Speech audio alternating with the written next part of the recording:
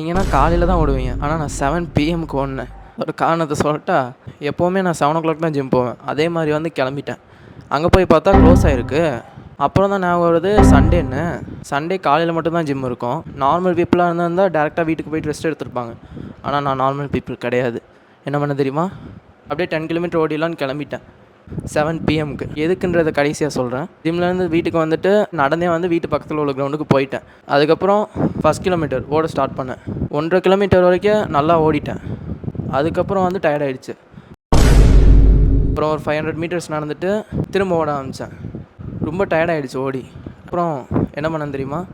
I opened Spotify and played David Goggins Yelled at You and I continued running.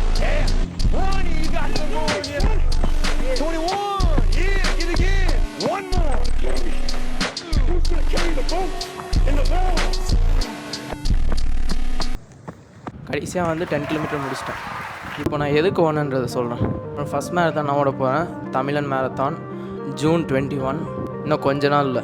அதுக்கு வந்து சும்மா போனால் நல்லா இருக்காதுல்ல, அதனால தான் வந்து ப்ராக்டிஸ் பண்ணிகிட்ருக்கேன். நான் இது வரைக்கும் 10 கிலோமீட்டர் ஓடினதே இல்லை. இதுதான் என்னோடய ஃபஸ்ட்டு 10 கிலோமீட்டர். அதை பற்றி வந்து உங்களுக்கு வீடியோ வரும். அதெல்லாம் பார்க்கணுன்னு நினச்சிங்கன்னா சப்ஸ்கிரைப் பண்ணிக்கோங்க.